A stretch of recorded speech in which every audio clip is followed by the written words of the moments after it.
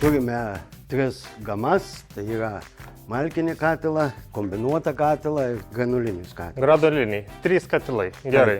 Kuo tai skiriasi, pasakykit, šitos gamos 3? Taip, malkinis katilas yra būtent kūrenamas malkomis, tai yra 5 klasės katilas, kaip matote, turi iki 90% naudingumo.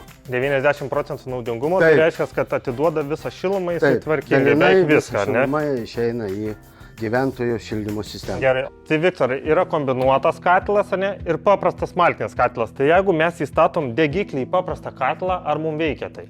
Degiklį galima statyti, bet galima statyti ir tam skirtą katilą.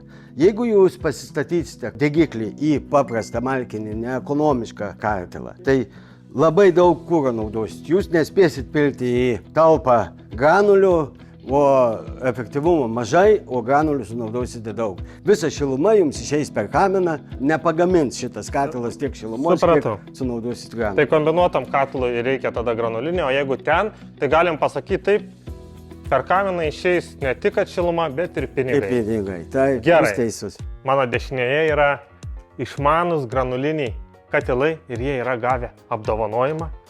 Mylimiausi katilai močiučių ir senelių. Kodėl taip yra? Todėl, kad jiem nereikia rūpinti savo namų šilumą, nes už juos tai padaro anūkai su išmaniosiom programėlėm, kurios prisijungia prie katilo modelio ir jie viską ten nustato. Šilumą, senelis paskambino, man šalta, pakelk šilumą.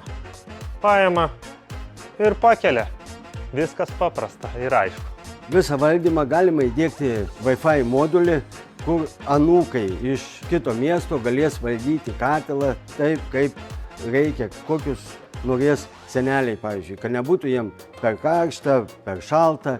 Užpilimas priklauso nuo katilo galius, čia yra 8 kW, tai čia užpilimas, taip 2-3 dienos šitas bunkeris veiks. Taip. Ir nieko nereikės daryti. 2-3 dienos, Taip. paskui mes, jeigu turim programėlę, matom, kad jau baigės Taip. ir tada užpildom vėl, ar ne? Taip, užpildom vėl.